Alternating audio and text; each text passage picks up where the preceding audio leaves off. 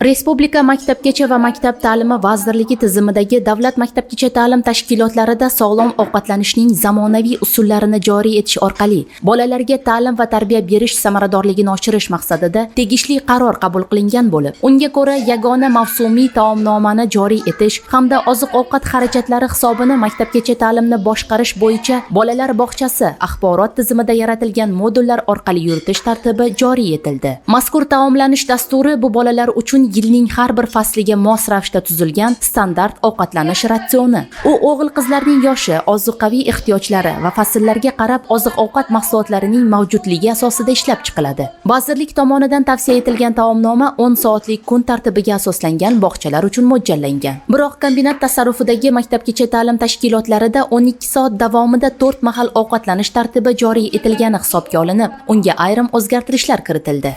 Kuni kecha 20-sonli maktabgacha ta'lim tashkilotida bo'lib o'tgan seminar davomida ushbu dastur haqida bog'cha hamshiralariga tegishli ma'lumotlar berildi. Agar boshqa idishga solib tarqatsak, unda ikkilamchi ifloslanishni yuzaga keltirishimiz mumkin bo'ladi. Maktabgacha ta'lim tashkilotlarida tarbiyalanuvchilarning sog'lom bo'lib kamol topishida taomlanish masalalari muhim ahamiyatga ega. Bolajonlarning to'g'ri va muvozanatli ovqatlanishi immunitetni mustahkamlab, aqliy va jismoniy rivojlanishni qo'llab-quvvatlaydi hamda turli kasalliklarning oldini olishga yordam beradi. Kombinat ijtimoiy obyektlar boshqarmasining shifokor va tibbiy hamshiralari tomonidan ishlab chiqilgan yagona taomnomada ham bolalar salomatligiga xizmat qiluvchi oziq-ovqatlar mahsulotlari iste'moliga ahamiyat qaratilgan. Ovqatlanish qo'llanmasi bir necha oy davomida tayyorlanib, 1-dekabr kuni Respublika sanitariya epidemiologik osoyishtaligi va jamoat salomatligi qo'mitasi bilan umumiy kelishuvga erishildi. Shuni aytish joizki, mavsumiy taomnoma sanitariya gigiyena talablariga mos, ovqatlanish me'yorlari, shuningdek bolalarni fiziologik ehtiyojlarini inobatga olgan holda ishlab chiqildi. Bundan maqsad bolalarni sifatli, sog'lom va xavfsiz ovqatlanishini tizimini tashkil etish. Bog'cha yoshidagi bolalar uchun bir kunlik kaloriya 1872 kilokaloriyani tashkil qilish kerak. Shuni inobatga olgan holda hamda har bir bolalar bir kunda qancha oziq-ovqat mahsulotlarini iste'mol qilishini inobatga olgan holda tuzib chiqildi. Bundan tashqari, seminarda yuqumli kasalliklarning etiologiyasi, davolash, profilaktikasi, epidemiologiyasi bo'yicha keng tushuntirish va muhokama olib borildi.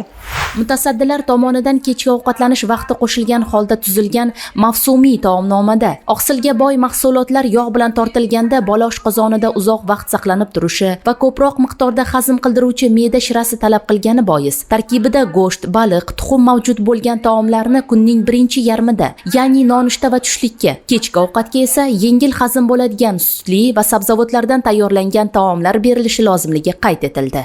Albatta bu maslahatlarga hamshiralarimiz maktabgacha ta'lim tashkilotlarida o'zlari qo'llab, bolalarning salomatligi yo'lida albatta kurashadi deb umid qilib qolamiz.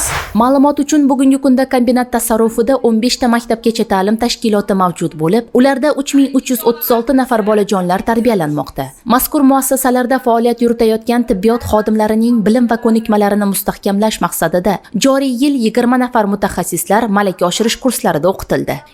2026-yilning yanvar oyidan joriy etilayotgan yagona mavsumiy taomnoma bolajonlarning sog'lom va tartibli ovqatlanishlarini ta'minlab, ertamiz egalarining barkamol inson bo'lib voyaga yetishlariga xizmat qiladi.